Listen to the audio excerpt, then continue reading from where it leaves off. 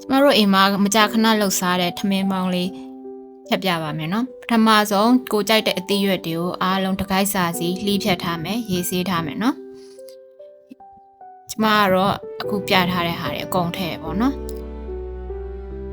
မုံလာဦးနီပဲပြားမုံညင်း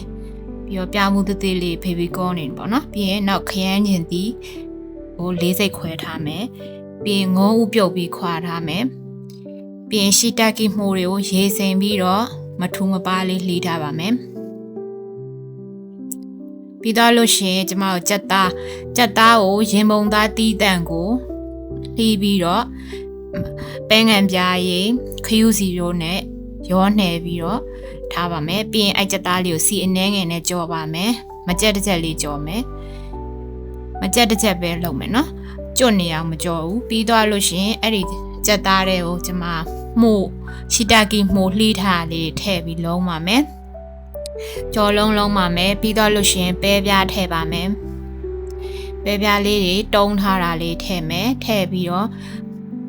နည်းနည်းမှုမယ်ပေါ့နော်ပဲပြားတွေမကြေအောင်ခူးဆိုင်ပြီးတော့လို့ရှိရင်အသီးရွက်တွေထည့်ပါမယ်အသီးရွက်တွေထည့်ပြီးတော့လုံးကြော်လေးကြော်မယ်ပေါ့နော်အသီးရွက်တွေတူးမသွားအောင်တော့ခူးဆိုင်ပြီပေါ့နော်ပြီးတော့လို့ရှိရင်ရေလိုရင်တော့ရေလေးနည်းနည်းလေးထည့်ပေါ့အဲ့လိုပဲဆက်ပြီးတော့အသီးရွက်တွေကိုမနူးတနူးအနေထားပေါ့နော်မကြက်တစ်ချက်အနေထားလေးဒီလုံးဆက်လုံးပြီးသွားလို့ရှိရင်ကျမငုံဥပြုတ်ထားတာတွေငုံဥပြုတ်ပြီးခွာထားတာတွေထည့်ပါမယ်ငုံဥတွေကိုလည်းအဲ့လိုပဲထည့်ပြီးမှုေပြီးကြော်ပါမယ်ပြီးသွားလို့ရှိရင်ကျမတို့ကရေလေးနည်းနည်းထည့်မယ်ပေါ့နော်အသီးရွက်တွေကိုမာဆက်ဆက်ကြီးဖြစ်မနေအောင်မကြက်တစ်ချက်ကမကြက်တစ်ချက်အနေထားကနေနူးညံ့တဲ့ပုံစံမျိုးဖြစ်သွားအောင်လို့ကျမတို့ရေနည်းနည်းလေးထည့်ပါမယ်နည်းနည်းပဲထည့်ပါမယ်နော်ပြီးသွားလို့ရှိရင်အဲ့လိုမှုေနေတဲ့အချိန်မှာပဲကော်ရည်ပေါ့နော်ကော်ရည်ကိုရေနဲ့မပြစ်မကျဲလေးဖြော်ထားမယ်ပေါ့နော်ဒါကတော့ကော်ရည်ဖြော်ထားတာပါပြီးတော့လို့ရှိရင်ခုနကတော့ဒဲအိုးတွေကိုအသီးရွက်တွေလုံးထားတဲ့ဒဲအိုးတွေကိုကော်ရည်တွေထည့်ပါမယ်ကော်ရည်ထည့်ပြီးတော့တခါကော်ရည်အနံ့နေကော်စိမ့်နံ့နေပျောက်သွားအောင်လို့နည်းနည်းထည့်လုံးမယ်ထည့်ပြီးကြော်မယ်ပေါ့နော်ထည့်ပြီးကြော်ပြီးတော့ခက်ပြစ်အနေထားလေးမှာပဲချလိုက်မယ်ပေါ့နော်အခုကတော့ဟင်းသီးဟင်းရွက်တွေရောကော်ရည်တွေရောအရသာစိတ်ဝင်ပြီးတော့ကောင်းတဲ့အနေထားရောက်လာပြီလို့ပြောရမှာပေါ့နော်အသီးရွက်တွေဆိုလည်းအစိမ်းရောင်မပြတ်ဘူးနောက်ဆုံးမှာကျတော့ခရမ်းကျင်သီးထည့်မယ်ပေါ့နော်ခရမ်းကျင်သီး၄စိတ်ခွဲထားတာတွေထည့်ပြီးကြော်မယ်ဘာဖြစ်လို့ကြော်မထည့်ရလဲဆိုတော့ခရမ်းကျင်သီးတွေထဲကိုပျော်ပြီးတော့ပြဲတော့မှာဆိုလို့ပေါ့နော်အားကြောင့်မလို့ခရမ်းကျင်သီးကိုအနေတော်ဖြစ်အောင်လို့နောက်ဆုံးမှထည့်တာဖြစ်ပါတယ်အားလုံးပြီးသွားလို့ရှိရင်တော့အရသာအပေါ်ငံလိုရာဆွတ်ပြီးအားလုံးကောင်းသွားပြီဆိုရင်တော့ထမင်းပကံပေါ်မှာထမင်းလေးနည်းနည်းထည့်ပြီးရင်ခုနကော်ရည်နဲ့ကြော်ချက်ထားတဲ့ဒီအသီးရွက်လေးတွေထည့်ပြီးသွားလို့ရှိရင်တော့အရသာအရန်ရှိတဲ့ homemade ထမင်းပေါင်းရပါပြီကြက်သားနဲ့ကျမလုပ်ပါတယ်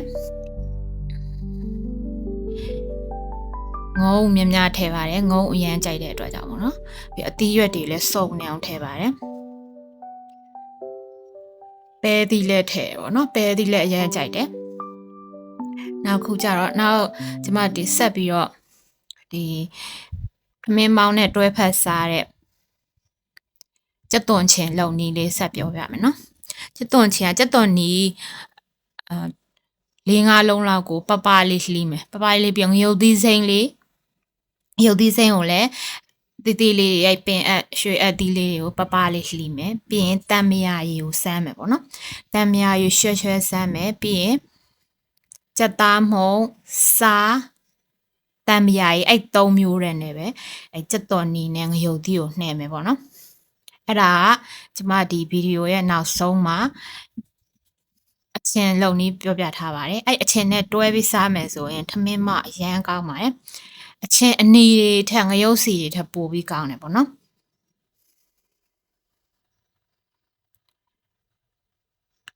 ဒါလေးကတော့အချင်း လှုပ်ဖို့အတွက်ပြင်ထားတာပါကြက်သွန်တွေကိုပပလေးထားတယ်ငရုတ်သီးစိမ်းတွေကိုလည်းပပလေးထားတယ်ပြီးရင်အထဲထဲမှာစားရယ်ကြက်သားမှုန့်ရယ်ထည့်ထားတယ်ပြီးရင်တန်မြာကိုရွှဲ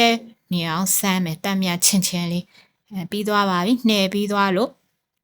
မင်းမောင်နဲ့တွဲဖက်စားလို့ရတဲ့ကြက်သွန်ချင်းလေးရပါပြီ